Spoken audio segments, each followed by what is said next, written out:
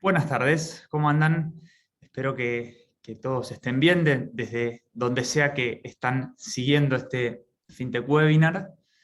Me presento, soy Mariano Bioca, director ejecutivo de la Cámara Argentina de FinTech, y como seguramente varios y varias que nos escuchan, este es el tercer año que seguimos con este ciclo de webinars que tienen una premisa que es convocar personas interesantes y relevantes para el sector fintech, tanto argentino como latinoamericano, y conversar de temas también interesantes tanto para Argentina como para la región.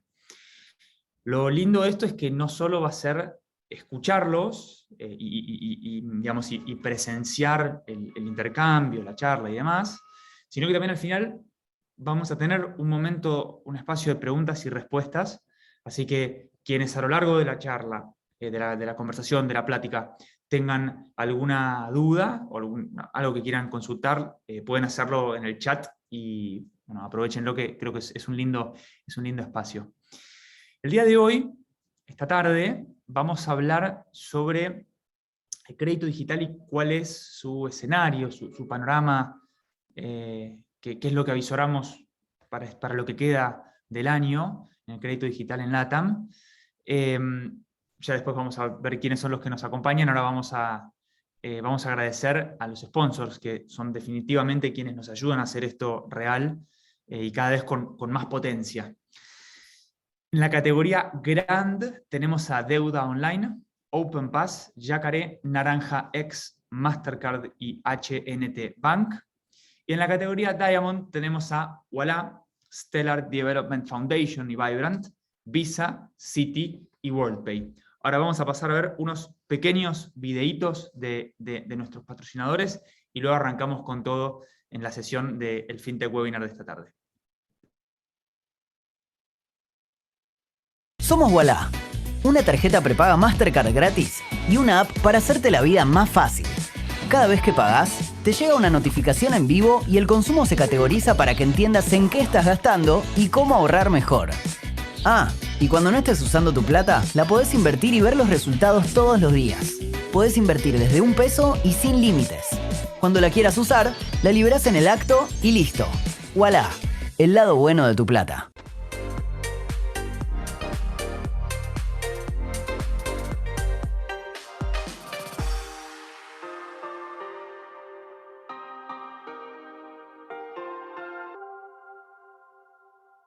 Vibrant App te permite cambiar tus pesos por USDC, una moneda estable con un valor equivalente al dólar. Descarga la app, crea tu cuenta y listo. Ya podés comprar, recibir y enviar USDC a familiares, amigos o cualquier persona. Vibrant es simple, no tiene límites ni cupos.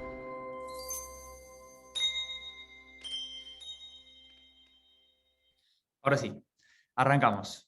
Voy a presentar a quien va a ser el moderador de esta sesión, que es Santiago Borla. Santi, te invito a que prendas tu cámara. Santiago es CEO de COFA y no solo es un referente, un empresario importante en el sector de crédito digital en Argentina, sino que es, y acá voy a hablar un poco a título personal, es una de las personas que yo conozco, que son bastantes los que conozco por aquí, que más claridad muchas veces conceptual tiene en los temas que vamos abordando, así que me parece que este doble sombrero de referente y además de una persona que tiene una claridad conceptual y comunicacional excepcional, le dan no sé, un valor especialmente agregado para este tipo de encuentros, así que Santi, bienvenido, gracias por aceptar la invitación.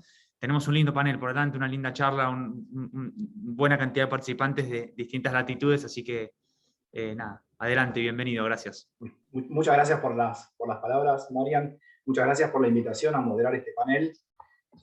Bueno, vamos a invitar a los speakers para que se presenten brevemente, así después comenzamos la charla y empezamos a conocer cómo viene el panorama de crédito digital en gran parte de Latinoamérica. Marcela, ¿querés empezar vos?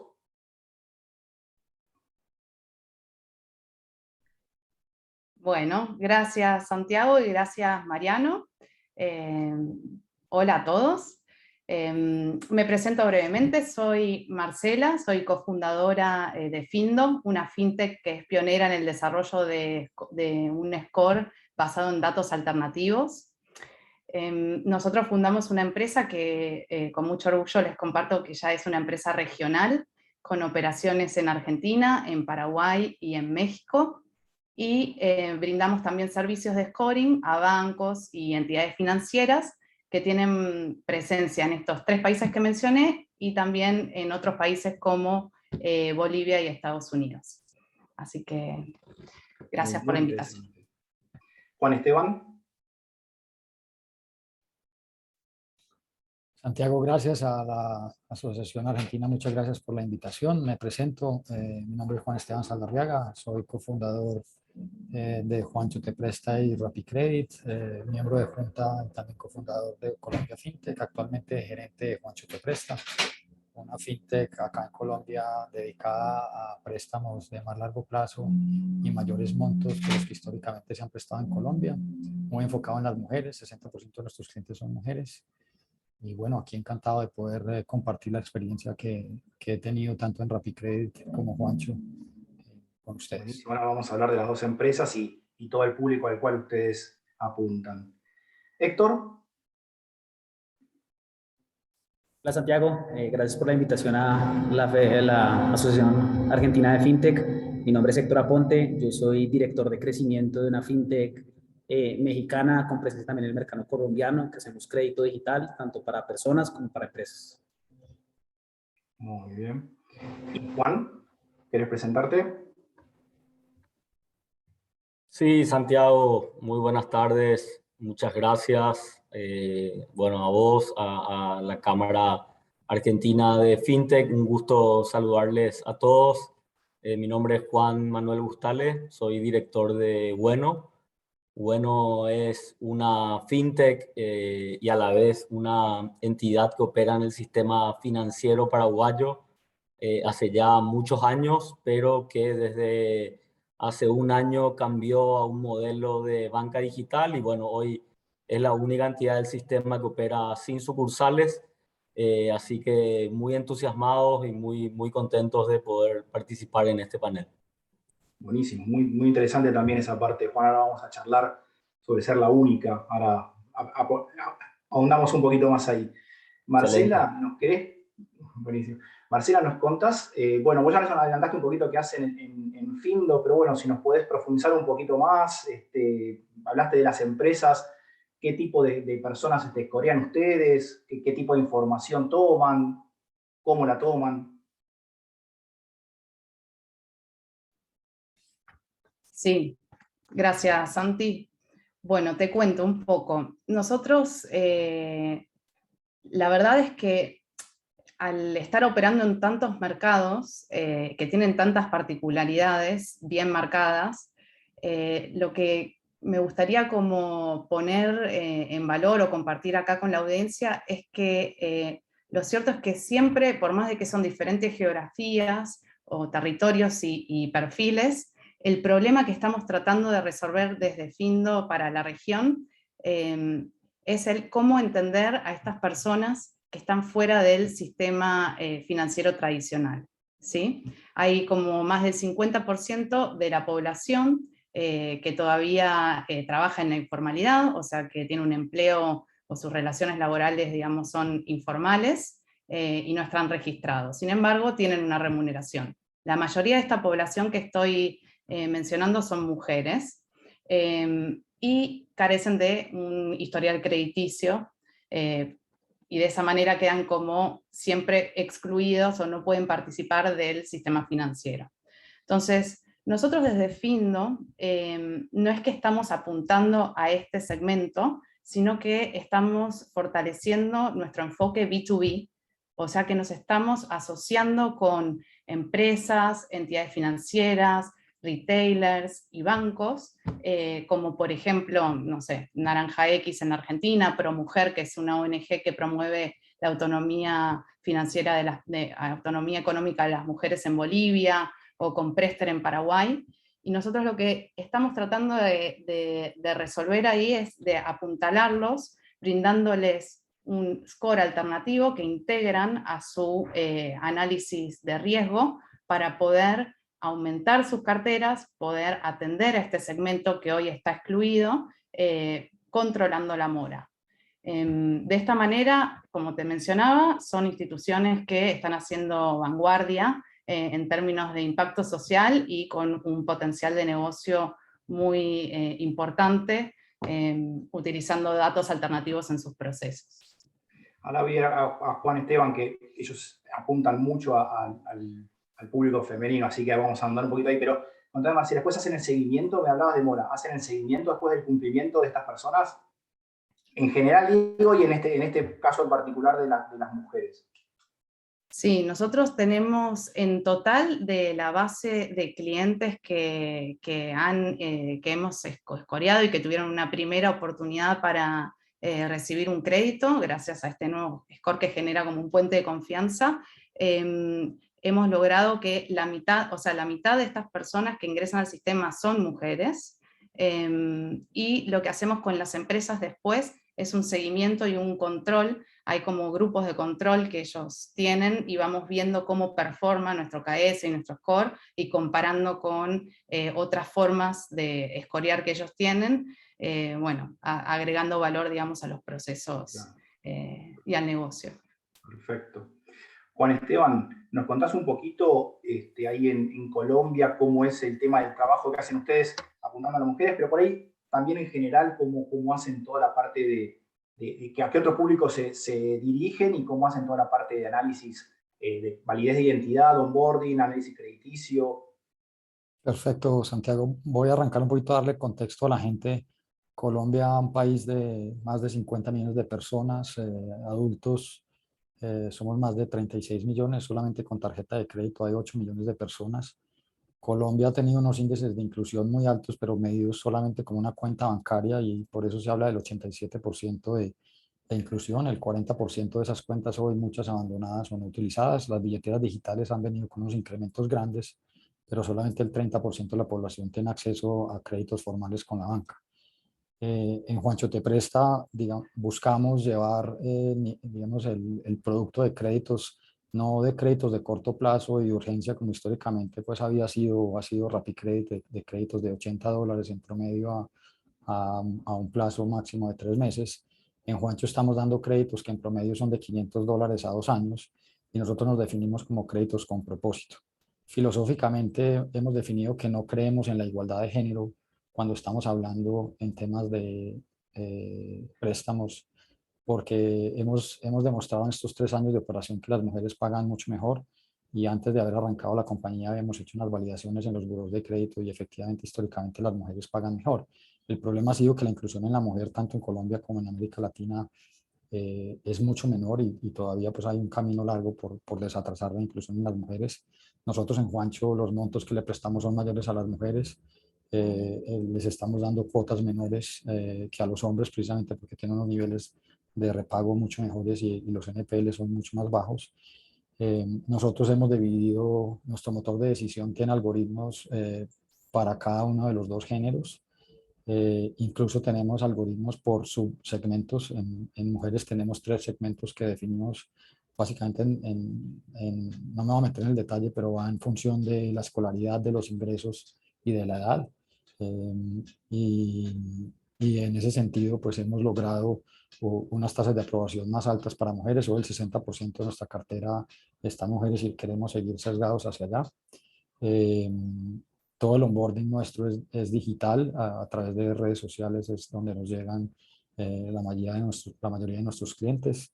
Paradójicamente, este primer Q, las mujeres están solicitando menos crédito. Creo que es un tema de volver a la escolaridad de los hijos y el incremento tanto en inflacionario, pues en el componente inflacionario que ha tenido este año el mundo, como unos gastos que por los anteriores 2 años no se tenían por la virtualidad de colegios. En el tema de fraudes, somos una de las fintech con unos procedimientos de antifraudes, yo diría que de los más robustos acá en Colombia.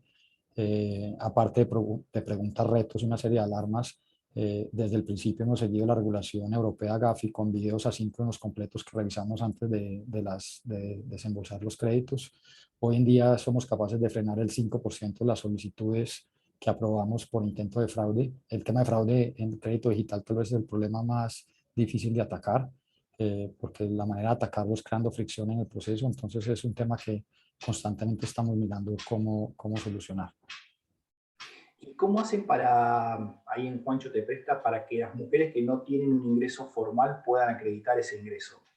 Sí, mira, nosotros dentro del motor de decisión tenemos varias capas digamos, de algoritmos y de árboles de decisión.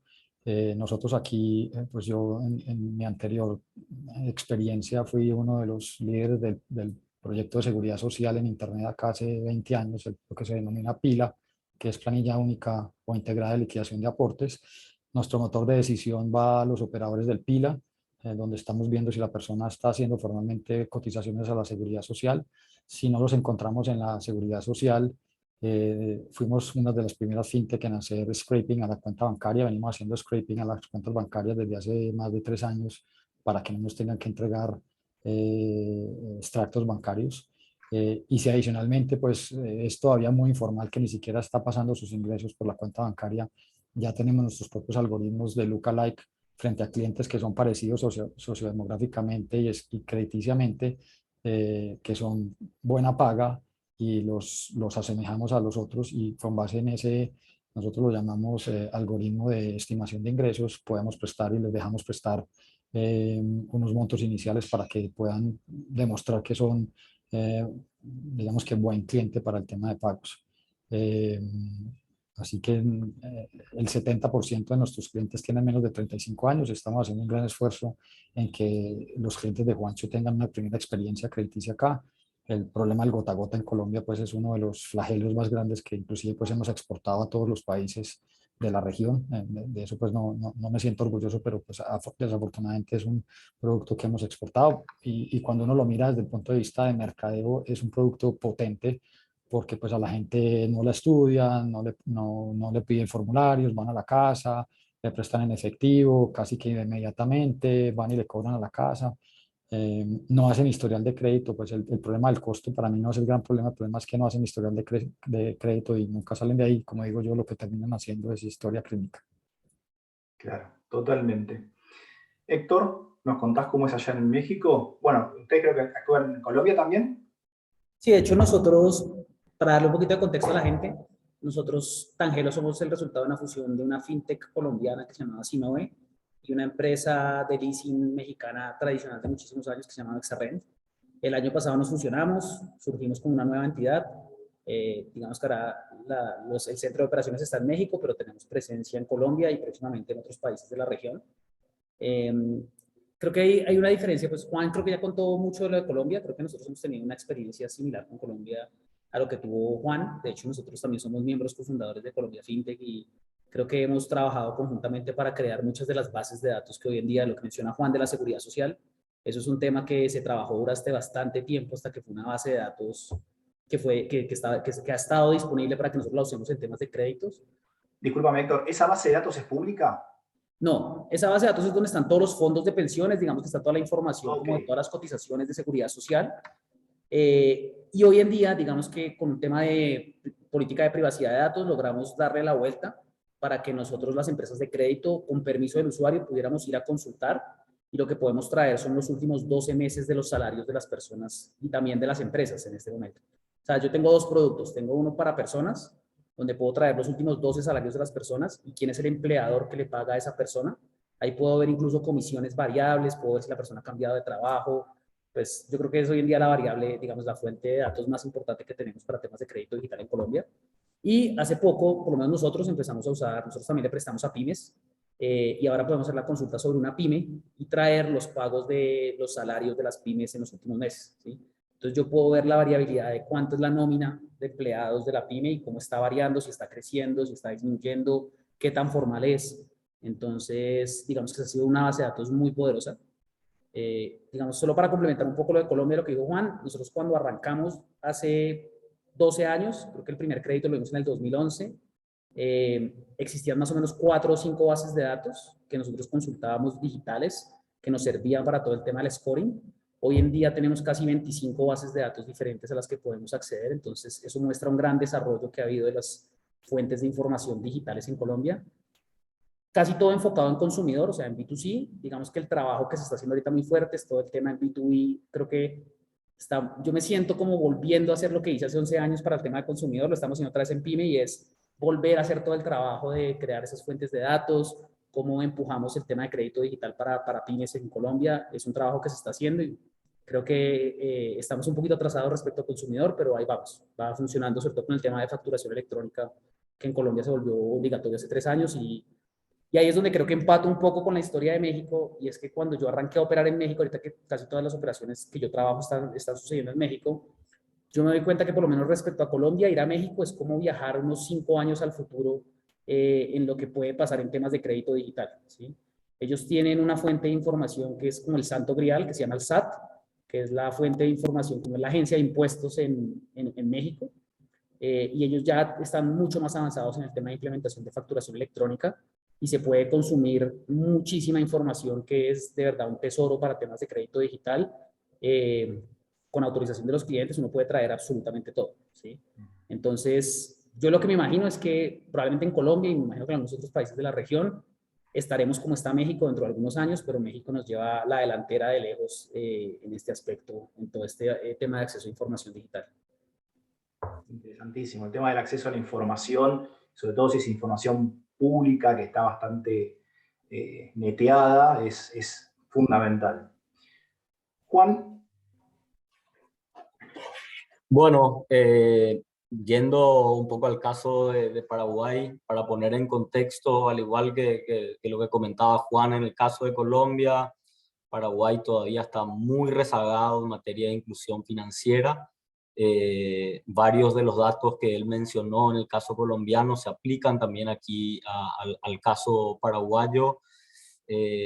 Prácticamente tenemos menos del 15% de la población en edad de trabajar incluida realmente en una entidad bancaria o financiera del sistema, así que hay muchísimas oportunidades todavía por seguir combatiendo esa exclusión financiera y por brindar, por supuesto, acceso al crédito, ¿no?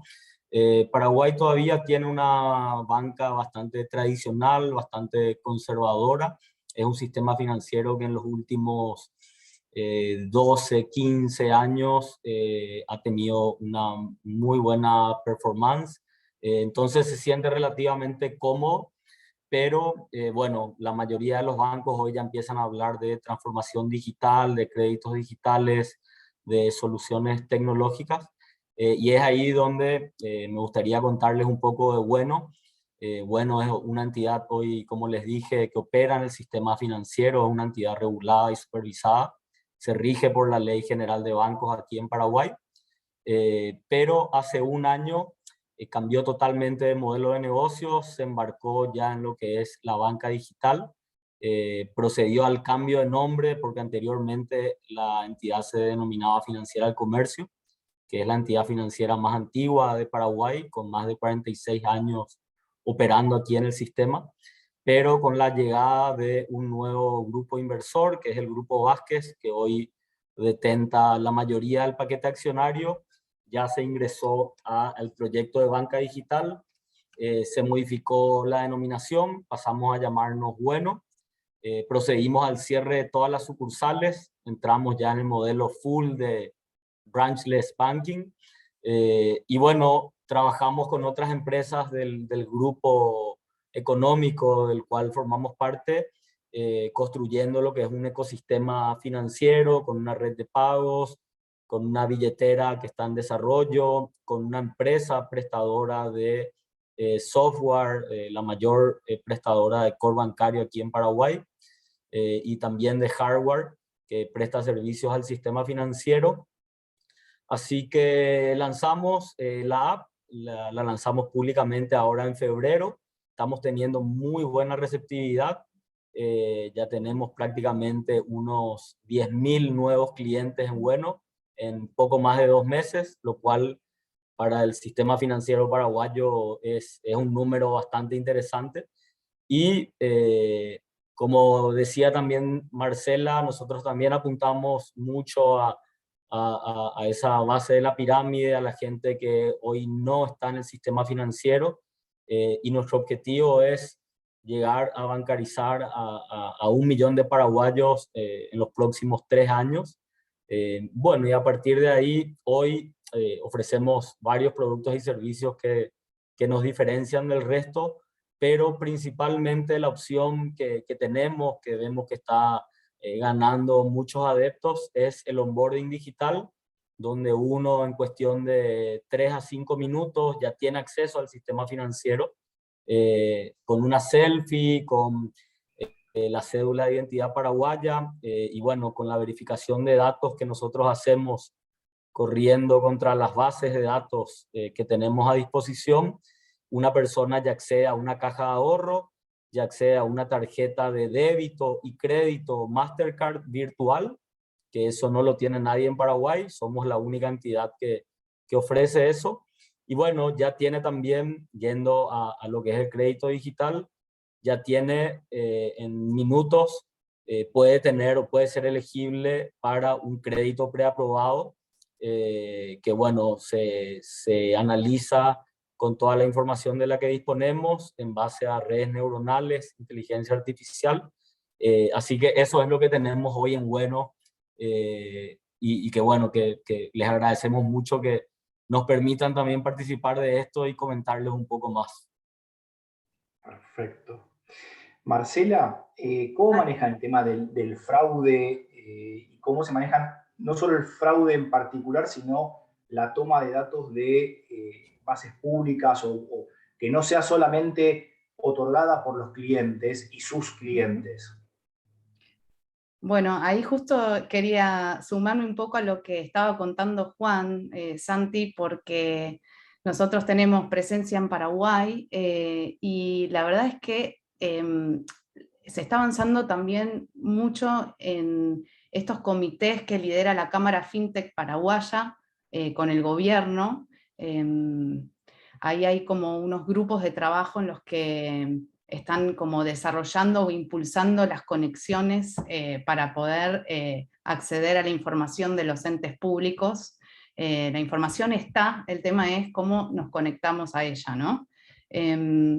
Con respecto un poco a lo que contaba Juancho también al inicio, nosotros les cuento también, porque quizás haya personas que tienen sus propias startups o fintechs o bueno, que están en la audiencia. Nosotros desde Findo no desarrollamos un módulo de validación de identidad para poder regionalizarnos. Desarrollamos uno en Argentina, muy bueno, pero en el momento de querer irnos a Latinoamérica, como es muy complejo poder validar documentos de múltiples países, con múltiples tipos de identidad, con formatos, se están cambiando, digitalizando, es como un terreno muy difícil cuando te vas, digamos, de tu país, en nuestro caso que hay una conexión con Renaper vía API, pero cuando te vas, por ejemplo, a México, la conexión con el Registro Nacional de allá, que es el INE, nosotros decidimos como integrarnos con InCode, que somos representantes también de InCode acá en Latinoamérica, porque ellos es un unicornio reciente, acá ahora del 2021 recibieron, no sé, una ronda de inversión de miles de millones, realmente se especializaron en eso, y es muy importante poder que si vos estás haciendo un onboarding digital y querés dar un crédito en 5 minutos, como decía Juan o Juancho, que ese módulo, si no lo pueden desarrollar, puedan contar con alguien para integrarse y poder hacer una validación y un proceso de antifraude de first class, digamos. Ese era como un tip que quería compartir con todos. Y el tema de cómo es un módulo que vos integrás a tu canal de originación, sea vía app o sea vía web, cualquier tipo de canal digital. Nosotros desde nuestro lado también generamos como un paquete que se puede integrar a un canal de un tercero para poder tomar estos datos, como vos decías, son como más de 10.000 data points e hipervariables que estamos calculando en tiempo real para poder arrojar un resultado en segundos sobre el scoring alternativo de esa persona. Entonces ya no hay que pensar soluciones de inclusión financiera desde cero, queriendo desarrollar todo, sino que hay miles de maneras mucho más ágiles y precisas de personas que se van especializando en instancias que se pueden combinar para poder llevar, digamos, tu canal a otro nivel en términos de mecanismos antifraude y en términos de cálculos crediticios. Perfecto. Y ahí, aprovechando lo que estaba diciendo Marcela, ¿nos pueden contar si los desarrollos que ustedes hacen, sobre todo que están hablando de inteligencia artificial, de machine learning y demás, para lo que es el onboarding y lo que es el análisis crediticio, si lo están haciendo internos, si se están asociando a otras empresas, como está mencionando Marcela, a través de APIs o la forma que lo estén haciendo? A ver si nos pueden contar para poder tener un conocimiento que hacen en cada uno de los países. Juan, ¿querés empezar vos? Juan Esteban, ¿querés empezar vos? Sí, dale. El modelo que nosotros hemos seguido en Juancho Te Presta históricamente ha sido integrar servicios de terceros, porque creemos pues, que es mucho más eficiente la curva de aprendizaje, pone unos retos importantes en la arquitectura y en mantener unos niveles de servicio, pero hasta ahora digamos que la experiencia ha sido bastante importante. Colombia tiene unos retos que ya los mencionó Marcela, que creo que pasa en todos los países. Colombia tiene como 3 o 4 versiones de cédulas. Y el tema de, digamos, el tema de biometría o similitud biométrica, eso todavía está una parte por inventar. Digamos que las similitudes biométricas, sobre todo cuando hay todavía deficiencias en la conectividad del celular, digamos, de la cámara de los usuarios, de la banda de conectividad, digamos, de 3G o 4G, dependiendo del algoritmo de compresión que se esté usando en las imágenes, todavía pues deja unos márgenes ahí de fraude grande. En la industria del crédito, así las empresas no lo tengamos identificado, entre un 3 y un 5% del NPL es fruto del fraude. Hemos visto que ya las preguntas reto, que ha sido como históricamente bancos y fintechs, hemos tratado de validar personas, por lo menos aquí en Colombia, las bandas criminales ya tienen acceso a mucha información de nosotros como usuarios, además porque muchos usuarios son tontos y están poniendo una cantidad de información en redes públicas con las que digamos que la gente no es consciente de lo que están poniendo en redes sociales, y entonces pueden pasar las preguntas reto. El tema de las preguntas reto, digamos que como producto ya ha perdido un factor discriminador grande. En ese sentido, lo que nosotros usamos son distintos proveedores y hemos desarrollado también tecnologías propias que nos permiten usar el fingerprinting del equipo, del hardware, del software, empezar a mirar ese correo electrónico en qué otros sitios de pasarelas de pago, redes sociales está siendo usado, el celular recibe qué tipo de SMS, de cobranza, no de cobranza, dónde ese celular está siendo usado, las relaciones que hay entre celulares y correos electrónicos de las personas. Entonces hay una serie, el tema de fraudes finalmente es la agrupación de muchas capas y cada fin tiene que buscar desde el punto de vista de precio lo que cuesta integrar esos servicios frente a con qué o qué tanto fraude es capaz de vivir. Y ahí también entra un tema regulatorio en el sentido de que en muchos países ya, por lo menos aquí en Colombia, el regulador está haciéndonos demostrar que ese cliente sí es ese cliente, y si no, él simplemente dice, esto fue un fraude, y si tú no eres capaz de comprobar que es él, pues tienes que quitarle los reportes en centrales de riesgo y es difícil cobrar el crédito. Entonces, este tema cada vez se va a volver, aparte del fraude, por el tema regulatorio y también porque hay clientes vivos, entonces el tema de cómo validamos a los usuarios se va a volver un tema central en este tema de crédito. Y generó fricción en lo que es la experiencia de usuario, el tener que poner esas capas para evitar el fraude. Eso siempre genera fricción. Digamos que el gran reto es cómo no generas fricción y estás haciendo cosas detrás de cámaras. Pero hoy esa validación digamos, de sacar el documento de identidad, mostrarlo por ambos lados, ponte en un lugar donde haya suficiente luz, que la cámara no lo enmarca, que se cayó el internet, que tiene que pegarse a una wifi pública. Todo eso finalmente es fricción para el usuario. Entonces, si uno baja esa fricción, pues entonces, digamos que muchos se han puesto, mándenme unos selfies, pero sabemos que pues los selfies los están sacando de las redes sociales de los demás, montar una foto encima con Acrobat, una cosa de esta lo hacen. Entonces, Hoy en día ese equilibrio es el reto que tal vez tenemos todos, y ese equilibrio en un tema regulatorio, un tema de fricción y UX del cliente y un tema de costos, qué tanto le quieres meter de costos al embudo, dónde se lo metes, que también es una, digamos que dónde estás metiendo esas fricciones en el embudo, porque dependen de lo metas, los costos van a ser distintos. Totalmente. Héctor, contame cómo el tema primero técnico, informático, de desarrollo, si lo están haciendo ustedes internamente, si se suman a APIs a través de otras empresas y hacen el híbrido ambos. Yo creo que para nosotros ha sido, digamos, un viaje donde hemos cambiado de visión, o por lo menos yo personalmente he cambiado de visión. Cuando nosotros arrancamos hace unos 11 años, es que el término fintech realmente no existía, entonces mucho menos existían servicios de terceros con los que uno pudiera montar una fintech. Eso era una quimera, eso no existía. Entonces nosotros no tuvimos otra opción que hacer todo el desarrollo in-house al principio, muy a la medida del producto que teníamos, ¿no? Nosotros hemos vivido una transformación donde nosotros arrancamos con un producto que era de consumidor de bajo monto, parecido a RappiCredit, como decía Juan Esteban, y con el tiempo nos hemos ido expandiendo y hoy tenemos una gama de productos muy amplia. Hoy tenemos, yo creo que más de 30, 40 productos de crédito en vivo en el mercado.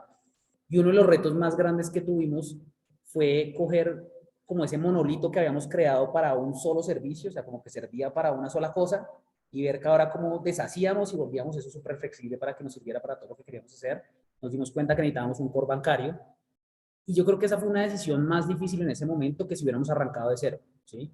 Yo creo que si hubiéramos arrancado de cero en el momento que decidimos expandir la gama de productos, yo personalmente me hubiera inclinado para hacer algo como lo que hizo Juan Esteban, que es probablemente ir a buscar al mercado muchas soluciones, integrarlas y salir, tener un time to market mucho más rápido y mucho más eficiente, ¿sí? Yo ya tenía un equipo de tecnología robusto, tenía una gran cantidad de desarrollo, y la decisión no fue tan blanco o negro, me tocó tomar la decisión si perdía todo lo que había hecho, que era muchísimo trabajo, o construía sobre eso con un montón de trabajo, y eso nos ha, digamos que esta última fue la decisión que tomamos, y pues ha sido un trabajo, ¿no? Y ahora sobre todo que tenemos varios países, el tema de varios países le agrega un nivel de complejidad grande, porque no es solamente el tema de documentos, sino es el tema de fuentes de información, es el tema de volver a crear los modelos de crédito, es el tema de muchísimas cosas. O sea, es como si uno arrancara un negocio de cero completamente, porque uno siente que no sabe nada, ¿no? O sea, yo llevaba 10 años operando créditos en México, a pymes y a personas, sentía que me las sabía todas, y llegué a México y sentí que estaba volviendo a hacer mi práctica, otra vez arrancando desde cero, y me estaban volviendo a enseñar cómo hacer un crédito, porque es un mundo completamente diferente. O sea, hacer un crédito en México no tiene nada que ver con hacer un crédito en Colombia. O sea, es una cosa completamente diferente. Entonces, sí ha sido un reto, pero sin lugar a dudas nosotros usamos muchas aplicaciones de terceros para apalancarnos. Hemos dado cuenta que no hay que volver a inventar la rueda, ya existe, y hay cosas que es mejor ya usar y otras cosas que son core del negocio, que sí a nosotros nos gusta tener control sobre ellas, sobre todo para poder lanzar, digamos, ciertos productos que no se parecen en nada a productos que existen en el mercado, que es lo que nosotros hemos hecho tradicionalmente. Nosotros hemos sido pioneros en los mercados donde estamos, en los productos que hemos lanzado, hemos sido casi siempre los primeros jugadores. Entonces, eso implica que estamos lanzando cosas que nadie más tiene en el momento que nosotros las lanzamos. Y aprovechando esto que estabas comentando, ¿hay programadores suficientes como para poder abastecer el mercado allá en México? No. Y yo te diría que nosotros hoy en día tenemos más facilidad para encontrar. También Colombia es un mercado menos competido, aunque últimamente se ha puesto durísimo en temas de programación, pero yo creo que es más fácil encontrar talento tech en Colombia que en México. Hoy por hoy es mucho más competido en México. Y yo creo que ambos países tienen una escasez, yo creo que todos los países del mundo tienen una escasez de programadores enorme. Y creo que en las empresas siempre vamos a tener un problema de que el pipeline de desarrollo es infinito y la cantidad de manos es finita, ¿no? Entonces uno siempre tiene que aprender a priorizar qué quiere hacer y qué no, y de pronto a ver uno a veces cómo se salta un tercero que lo ayude a uno como a hacer ese hack para ver más rápido, porque a mí me pasó mucho. O sea, yo tenía ese gusanito emprendedor y me encantaba hacer todo, y uno quiere hacer todo porque todo le parece increíble hacerlo, uno se quiere meter en todos los proyectos que se pueda meter porque todo es increíble, pero uno con el tiempo se da cuenta que pues, o sea, yo te voy a contar una anécdota que yo creo que es una de las cosas que nos da risa aquí en la empresa. Nosotros en algún punto desarrollamos un chat para que los usuarios tuvieran el propio chat desarrollado por nosotros en la página, ¿sí? Cuando hay 10.000 soluciones de chats que valen $8 mensuales y hacen todo, ¿no? Entonces nosotros nos metimos en una tarea, pero porque estábamos engolosinados en que queríamos hacer todo lo que pudiéramos hacer para tener la mejor experiencia de usuario, y lo queríamos integrar con nuestro core y nuestro. Teníamos 1000 sueños, y después de un tiempo nos dimos cuenta que hay que ser un poco práctico, aterrizar las cosas a la vida real y darse cuenta dónde está el core de negocio y qué es lo que más agrega valor, ¿no? Totalmente. Y Juan, contanos allá en Paraguay, en Bueno, cómo viene la mano esta de los desarrollos, si son in-house, si se juntan con terceros, se alían con terceros, tienen un híbrido. Sí, Santiago, te comento, un poco la respuesta en nuestro caso va hilvanada con el ecosistema financiero que estamos construyendo. Grupo Vázquez, que es el accionista mayoritario aquí de Bueno, es también el principal accionista de ITI, que es la mayor prestadora de core bancario aquí en Paraguay, que bueno, provee el software, el core bancario a prácticamente el 50% de las entidades del sistema financiero. Entonces, obviamente en Bueno nos apalancamos muchísimo ya en la experiencia y en la trayectoria de ITI como empresa prestadora de servicios de tecnología bancaria. Tiene más de 20 años operando aquí en Paraguay. Y bueno, todo lo que es el proyecto de banca digital se edifica en trabajo conjunto con ITI. ITI hoy tiene más de 200 desarrolladores que están trabajando full time, gran parte de ellos para Bueno, para seguir desarrollando. Por supuesto que ITI también tiene alianzas con otros proveedores a nivel local y a nivel internacional para desarrollo de APIs, etcétera, pero mayormente el desarrollo lo hacemos aquí in-house. Y bueno, también con una modalidad muy interesante que tenemos en Bueno, que es un servicio de tercerización de llave en mano, por el cual es mínima la cantidad de personas de TI que trabajan o que están en la nómina aquí de Bueno, y con una gran parte de desarrolladores trabajando para Bueno desde esta otra empresa prestadora de servicios con un concepto de outsourcing, y también siendo muy cuidadosos y muy respetuosos de lo que es la cesión del código fuente.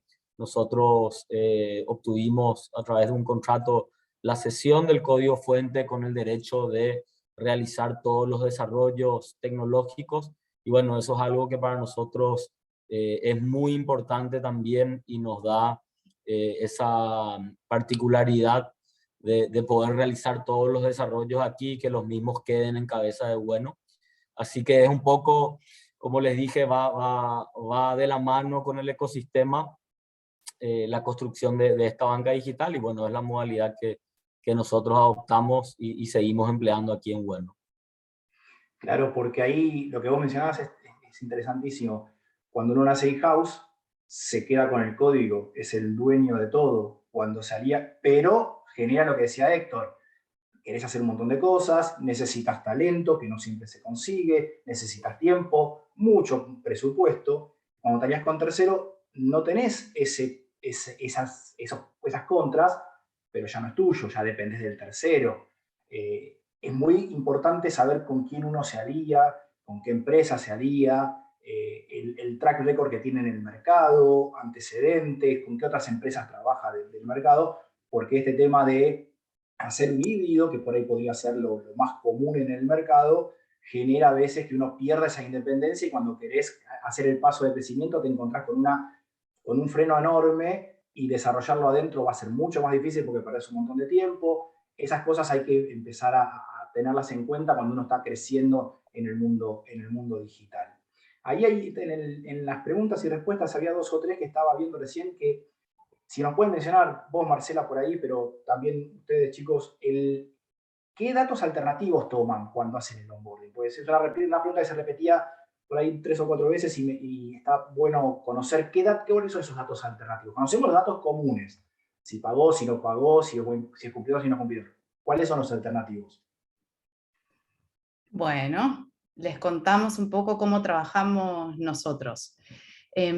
Nosotros lo que hacemos es, dentro de una aplicación o de un canal digital, integramos un SDK, que es como un pequeño módulo, una librería, que toma información de manera ¿cómo decirlo? No es generando fricción, sino que es información por detrás, para decirlo rápidamente, como background information. Y que está implícita. Entonces podemos tomar múltiples datos, que se los puedo enumerar ahora, pero que en forma independiente no hacen sentido. No es que por el modelo de celular puedo predecir riesgo, o por el sistema operativo, o por la conexión Wi-Fi, o por nosotros vamos generando ranks, diferentes ranks. Uno se llama GIS-rank, que es geolocalización, y combina múltiples variables de domicilio de trabajo, domicilio georreferenciado, luego pone coordenadas desde donde se realizó esa solicitud. Tenemos otro compendio, digamos, de variables que calcula a nivel socioeconómico inferido en función de diferente información que es tomada, radios censales. Después tenemos otro rank que es el contact rank, que está relacionado más a información de network de esa persona, con quienes se relaciona. Entonces hacemos gráficos. Es muy específico, por eso yo entiendo esa avidez por querer desarrollar todo y tenerlo todo bajo control, pero a veces aliarse con alguien que sabe o que dedicó más años a entender las particularidades del consumer behavior y cómo se comporta y predecir ciertas acciones, vas capitalizando y profundizando conocimiento que podés ahorrar un montón de tiempo y de conexiones nosotros tenemos conexiones con todos los burós crediticios, también podemos traer esa información que es básica, conexiones con bases de datos externas. Tenemos otro que se llama el App Rank, con clúster de apps, y podemos también entender, predecir comportamiento por tipo de aplicaciones, o por uso o reputación en Mercado Libre, que tienen APIs abiertas, y entender si es vendor, cómo compra, cómo vende.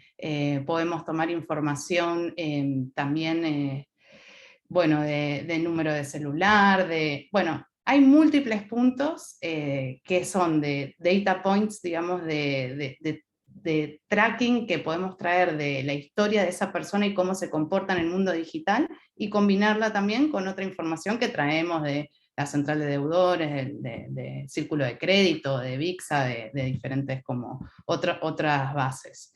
Y todo eso se calcula en un income rank, que es una calificación de ingresos que se calcula en segundos, y se envía la respuesta como un score que se puede combinar. No es que hacemos magia, es que tenemos acceso a muchísima información de los países donde operamos, y eso le permite también a los equipos de riesgo combinar el score de Findo con otros scores que están desarrollando internamente. De hecho, constantemente hacemos challenges y todo, y eso fortalece la relación y las alianzas con Naranja X, con ProMujer, con Prester, con un montón de empresas que les puedo nombrar, y bancos. Entonces, eso creo que responde a la pregunta.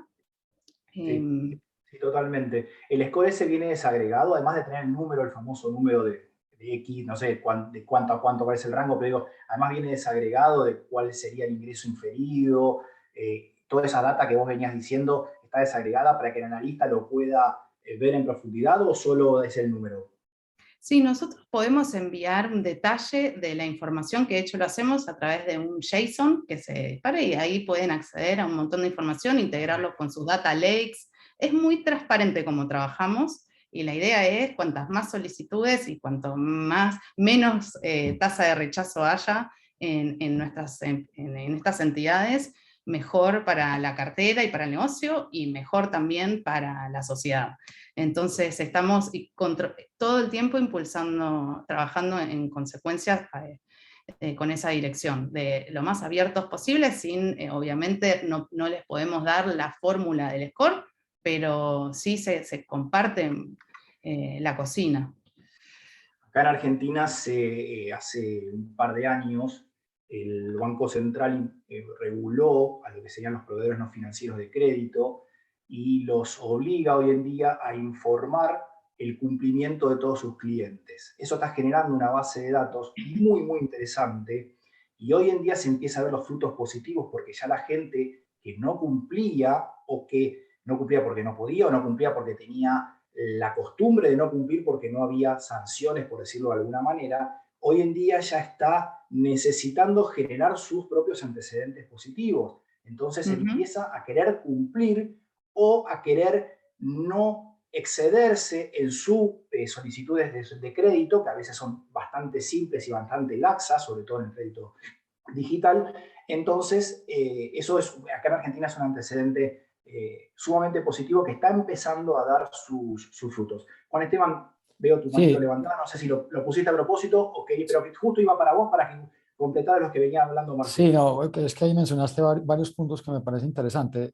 Normalmente el uso de data alternativa se da en países donde no hay buró de crédito positivo. Colombia ha tenido históricamente buró de crédito positivo, entonces digamos que eso ha hecho menor presión a desarrollar modelos de data alternativa porque pues tenemos el predictor digamos, de toda la cantidad de gente que está reportando positivamente al buró. La penetración de los colombianos en el buró de crédito, no hay una cifra exacta, pero aquí hay dos buros muy grandes, Experian y TransUnion. Yo tengo cifras que son como el 80-85% de los adultos tenemos algún tema de información positiva o negativa en el buró. Quería precisar que Marcela lo dijo, el tema de, digamos, de optimización del embudo y la tasa de rechazos en el tema de crédito, tal vez es uno de los temas críticos. Normalmente cuando uno logra aprobar uno de 5 créditos ya está muy bien. Y ahí viene la decisión de si yo monto una app o monto un mobile first web. La mayoría de créditos digitales acá en Colombia nunca nos hemos ido al tema de la app, precisamente porque está rechazando 4 de 5 clientes. Entonces no tienes la ventaja de estar capturando datos a través de los SDKs que habla Marcela. Estás un poquito más limitado en el tema de información que estás capturando, pero igual también se pueden hacer pues a través de proveedores y digamos de desarrollos tecnológicos, igual captura de data alternativa. Y hoy aquí en Colombia estamos ya empujando un tema legislativo de Open Banking y hay muchos proveedores compartiendo datos desde el punto de vista de registro de vehículos, de multas en el registro de vehicular.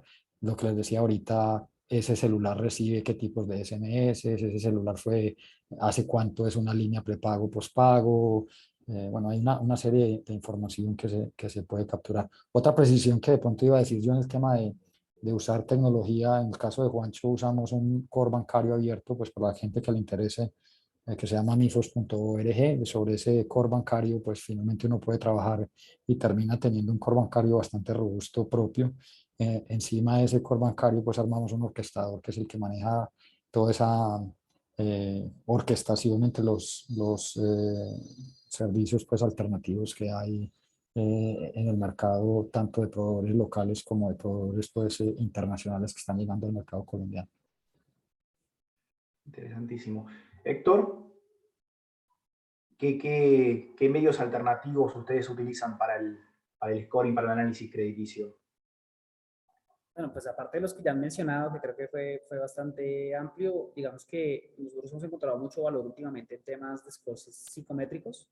Entonces, esa ha sido como una forma de hacer algo que nunca habíamos hecho y le hemos encontrado valor, es hacerle ciertas preguntas a los, digamos, a los usuarios que quedan como en las zonas grises del score que desarrollamos in-house, y con base en eso hemos encontrado cómo hacer un lift en la aprobación sobre clientes que hubiéramos rechazado tradicionalmente, ¿sí? Entonces, esa ha sido una fuerte importante. Nosotros ya históricamente, digamos, algo a lo que le encontramos mucho valor en algún punto es información de los dispositivos desde donde hacen la solicitud, pero creo que eso ya es una tendencia hace rato, que si tienen las aplicaciones pagas o no tienen las aplicaciones pagas dentro del celular, la cantidad de correos que reciben en ciertos casos, dependiendo de la información, de los permisos que el usuario esté dispuesto a dar, digamos que hemos encontrado que eso agrega valor, sobre todo en usuarios con poca información en buros de crédito, ¿no? Pero lo que te puedo decir es que últimamente lo que hemos hecho, los scores psicométricos han sido un avance importante para hacer un lift de nuestras tasas de aprobación. Ahora le vamos a dar paso a Mariano, pero antes va a hablar Juan, que nos va a contar en Paraguay qué medios alternativos utilizan para el scoring, para el análisis. Sí, Santiago, gracias. Bueno, un poco de lo que ya mencionaron bien todos. Yo creo que en Paraguay, sobre todo, hubo un cambio bastante importante hace unos 4 o 5 años con la apertura de bases positivas en los burós de crédito. Eso generó un valor bastante importante. Nosotros nos valemos de todas las fuentes de las que disponemos aquí. Todavía hay bastante por hacer en Paraguay. Puedo decir que estamos todavía un tanto rezagados en apertura de fuentes. Sí tenemos algo bastante interesante que creo que es bastante particular en relación a otros países, que toda la información de todos los funcionarios públicos, que acá tenés como unos 400.000 funcionarios públicos, es, valga la redundancia, pública. Entonces uno accede a sus datos, a los datos sobre los ingresos de todas esas personas. Ese es un mecanismo que nos sirve bastante para poder analizar el riesgo crediticio de esas personas. Por supuesto está también la central de riesgos que opera el Banco Central y los burós de información crediticia que, como dije, fueron sumando varios participantes a la base positiva, y eso terminó repercutiendo muy positivamente al análisis. Aquí en Bueno también tenemos una construcción propia, usando la base histórica de datos que tenemos de lo que fue la trayectoria de la entidad que anteriormente se denominaba Financiera del Comercio.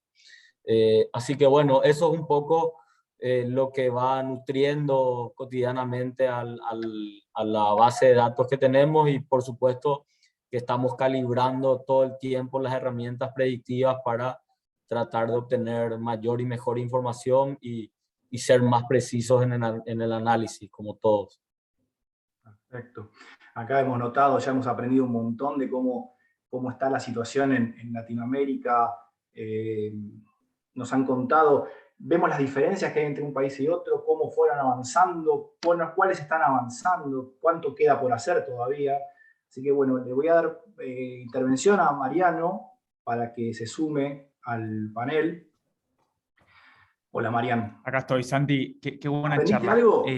Sí, la verdad que sí. Qué lindo es. Encima hay varios que no es la primera vez que los escucho, y volver a escuchar cada vez e irnos llevando una imagen cada vez más completa en este ámbito, a mí me parece que es un gran granito, un pequeño gran granito de arena que podemos aportar desde este espacio. Y aparte hay varias preguntas. La claridad de lo que contaban, cómo se habló, la verdad que espero que a los participantes les haya servido, porque yo en lo personal me voy con un montón de información con la que no había entrado a la charla, así que imagino que muy la verdad que coincido, Santi. Y ahí estoy viendo las preguntas, hay varias que vienen por el lado de Perú, que casualmente nosotros, obviamente, a la hora de armar este lineup fuimos pensando en distintos países, y después dependen cómo vienen las respuestas, etcétera. Es como que el lineup claramente pensamos también en Perú, pero bueno, nada, hay temas de disponibilidad y eso que hacen que no estén no puedan estar todos los países. Pero voy a dar una pregunta de John, que dice lo siguiente, voy a leer textual para no omitir ninguna palabra. Dice, y es para todos: la data alternativa en Perú no funcionó. Era una evaluación psicométrica, incluso propuesta por el regulador. ¿Consideran que el Open Banking favorece encontrar información positiva necesaria para fortalecer la evaluación crediticia de no bancarizados? Yo creo que la respuesta es muy sólida, es muy contundente, y va a ser igual para todos, pero no sé quién la quiere agarrar, porque nada, Open Banking cada vez empieza a surgir, ¿no?, en más ámbitos y como algo cross. Sí, si quieres, así que adelante, dale, venga. Yo tuve oportunidad de mirar las preguntas econométricas que estaban en su momento, hace como 4 años, una compañía que salió de una universidad de Estados Unidos y la estuvo probando en microcrédito en Perú. El problema de los procesos econométricos es que tú tienes que verificar que el que esté contestando sea correctamente el que está ahí, porque si no, muchas veces ponen a un tercero a contestar las preguntas del cliente. Entonces, es importante, pues, en procesos, sobre todo en digitales, uno puede controlar un poquito más. Controlar y no controlar, porque no estás viendo quién te está contestando. Entonces, creo que hoy en día, a medida que se ha desarrollado la inteligencia artificial y la manera como contestas esas preguntas, la rapidez, lo que te demoras, otra serie de variables que antes no se podían controlar, encuentro que, digamos, que se le ha dado como una versión 2 a esas preguntas econométricas, como dice Héctor, y he vuelto a ver que esos modelos están siendo planteados en varias geografías y que ya hay fintechs que los han probado y les están funcionando. Pero sí sé que en su momento, hace 4 o 5 años en Perú, estuvo muy de moda y no funcionó. No conozco pues si el detalle fue que finalmente no estaban discriminando el tema de riesgo. Y contestando la segunda parte de la pregunta, creo que Open Banking efectivamente de alguna manera, porque esos procesos digamos, sí son muy de fricción con el cliente. En cambio, con los procesos de Open Banking, estás quitando la fricción de sentarte a contestar un formulario y estás por detrás accediendo a una cantidad de información que el usuario te está dando la oportunidad de tenerla. El reto es que te demoras, dependiendo del producto que estás funcionando, te vas a demorar un tiempo entre que usas esa data para desembolsar créditos y esperas a que esas cosechas maduren y veas los NPLs para saber si discriminan o no discriminan. Entonces, dependiendo del producto, en productos a 30 días, 3 meses, pues lo vas a ver muy rápido. En productos como Juancho de 2 años, pues te vas a demorar un poquito más. Entonces, eso pues no es tan bola, pues para decirlo así, como que me monto en psiconométrico y empiezo a discriminar. ¿Alguien más quiere aportar? Yo ahí si quieres, digamos, algo que nosotros hemos vivido es que este tipo de scores alternativos difícilmente son la fuente primaria de decisión para un crédito en lo que nosotros hemos experimentado. Nosotros tenemos varias capas de score. Tenemos un score inicial que, digamos, puede parecerse asemejarse mucho a un score tradicional de capacidad de pago usando información de U2. Y lo que hacemos es usar otros scores en capa para poder, digamos, segmentar un poco mejor y aprobar a algunos clientes que hubiéramos rechazado originalmente con un score muy tradicional, con variables muy tradicionales, ¿sí? Si tú me preguntas a mí si yo me animaría a montar una operación de crédito solamente con scores, con información psicométrica o alternativa, difícilmente lo haría, ¿no? Y creo que acá nosotros pasamos por me acuerdo hace casi 10 años, cuando llevamos como un año operando, estaba muy de moda todo el tema de información de redes sociales y creer que había scores puramente enfocados en redes sociales. Y por lo menos lo que nosotros vimos, nosotros teníamos algún competidor aquí en Colombia que se enfocaba solamente en eso y fueron, por ejemplo, acá no funcionó en Colombia por lo menos, ¿sí? Como score único. O sea, fue un tema que rápidamente incluso algún banco alcanzó a comprar ese score acá, el banco más grande del país, y no le funcionó. Entonces es una realidad que esos scores por sí solos, en lo que yo he visto, no funcionan más como para, listo, cojo los que rechazo y miro cómo apruebo, que eso me ayuda a mí, y miro cómo desagrego un poco mejor a los clientes, pero yo no me animaría a montar una operación de crédito sobre un score alternativo. Y ahí, Héctor, si me permites... ¿Puedo sumar Dale, Gracias. Yo estoy de acuerdo. El score alternativo por sí solo no. Es un score que complementa y ahí es donde potencia el negocio. Así que ahí estoy totalmente de acuerdo con Héctor y tiene un potencial enorme, sobre todo en Latinoamérica. Hablo por lo que conocemos nosotros. Con respecto al psicométrico, me parece que fue una primera evolución o un atisbo de pasar o un paso necesario para el clivaje entre un modelo muy tradicional de análisis a un modelo, digamos, más robusto para poder analizar a las personas o a los solicitantes.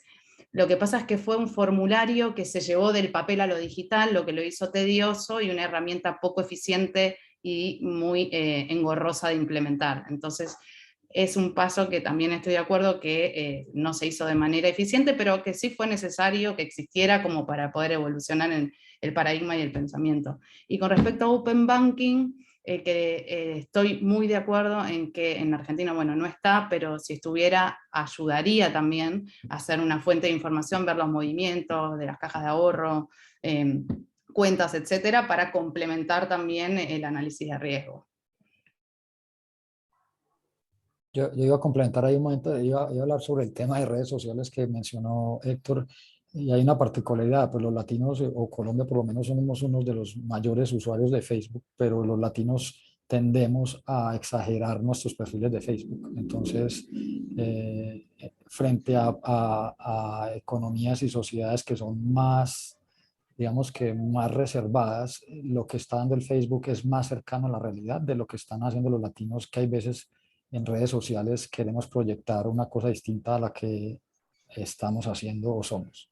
Y eso tiende a desviar, o en ese momento a desviar esas predicciones que se estaban haciendo con el tema de Facebook. Bueno, y redes sociales. Solo una aclaración, los scores alternativos no se basan solo en datos de redes sociales, y de hecho toda la regulación de data privacy, data protect, y las regulaciones europeas están cada vez prohibiendo más nutrirse, digamos, de esa información que la persona publica en su feed. Entonces sí, también estoy de acuerdo. O sea, no es la fuente para poder predecir riesgo en las redes sociales. Sí es una buena fuente para poder validar el mail, el usuario, el login, pero no la cantidad de amigos o información que se pueda tomar, digamos, del contenido de la persona, no es una fuente fehaciente. Bien, bueno, buenísimo. Por un tema de tiempos que se nos pasó volando, no quiero robarles más tiempo a los speakers ni a los asistentes. Paso a agradecer a todos por el tiempo, tanto quienes nos acompañaron como speakers de este lado del panel y quienes están del otro lado también escuchándonos, que nos siguen en estos espacios. Queda en evidencia que el crédito digital y que la tecnología cumple un rol inmenso en economías como la de Latinoamérica, ¿no? Tenemos muchas personas que están viendo cómo acceden a ese primer crédito. También pasa con esa primera inversión, o ese primer pago, digamos, ¿no? Eso es fintech, me parece. No sé si quieren 2 segundos decir al liguito de cierre un último mensaje, y ya con esto cortamos, si les parece, en el orden que quieran, decir una despedida, y ya con eso cerramos la sesión del día de hoy. Mujeres Que les primero. quedó alguito Mujeres por primero. decir. Sí, mujeres primero. Bueno, muchas gracias a todos por la invitación. Veo que hay un montón de preguntas, así Sí, hay que muchas. me encantaría poder escucharlos o si quieren por privado hacerme alguna pregunta más o poder enviarles las respuestas, con gusto. Me gusta mucho escuchar, de hecho estoy en el área de research y de etnografía y todo, y no, me quedo con el gusto de haber podido interactuar más, pero entiendo que es el formato y agradezco el espacio y gracias Santi también por habernos organizado para poder conversar de una manera clara. Un saludo a todos. Sigo yo.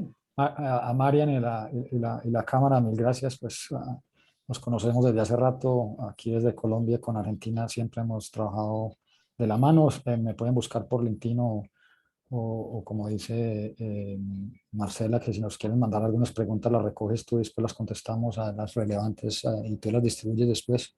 Bienvenidos, así que muchas gracias y aquí muy atentos a poder seguir aportando al ecosistema. Creo que es un tema de compartir y es la única manera que podemos seguir creciendo. Bien, sigo yo. Muchas gracias a todos también. Un placer compartir aquí con todos en el panel. Yo el mensaje que les quisiera dar a todos es que es el momento más emocionante para estar metido en el tema fintech.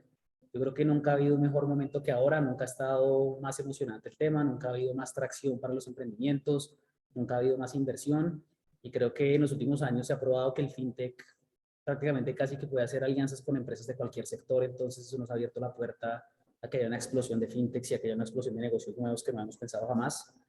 Yo creo que también se vienen unos retos interesantes en temas de regulación, ya que cogimos tracción y tamaño. Hay muchas iniciativas de regulación en todos los países y eso es importante lo que se viene. Entonces yo creo que trabajar conjuntamente es importante porque eso es lo que va a definir en que podamos seguir creciendo o que definitivamente algunos negocios no tengan viabilidad futuro. Entonces, importante estos espacios, importante que podamos compartir experiencia y también bienvenido a cualquiera que me quiera escribir por LinkedIn y hacer alguna sesión, un follow-up, digamos, más uno a uno. Bueno, de mi parte también, muchísimas gracias. Ha sido un privilegio muy grande poder compartir con ustedes, aprender también otras iniciativas. Y bueno, no puedo estar más de acuerdo con lo que dice Héctor. Este es el momento justo, ideal para estar hablando de estos temas. Se vienen grandes cosas y bueno, realmente es contagiante el entusiasmo que tienen y que tenemos todos por seguir aportando, creciendo y bueno, aprendiendo un poco de la experiencia de los demás. Les esperamos aquí en Bueno, en Paraguay. También estamos a las órdenes si nos quieren contactar a través de las redes. Y bueno, un gusto. Muy buenas tardes para todos. Gracias. Bueno, yo Santi, simplemente te queda el cierre agradecer a los 4 panelistas, Marian, a vos por la invitación, a todos los participantes, y la verdad que me parece que fue un webinar de esos que suman.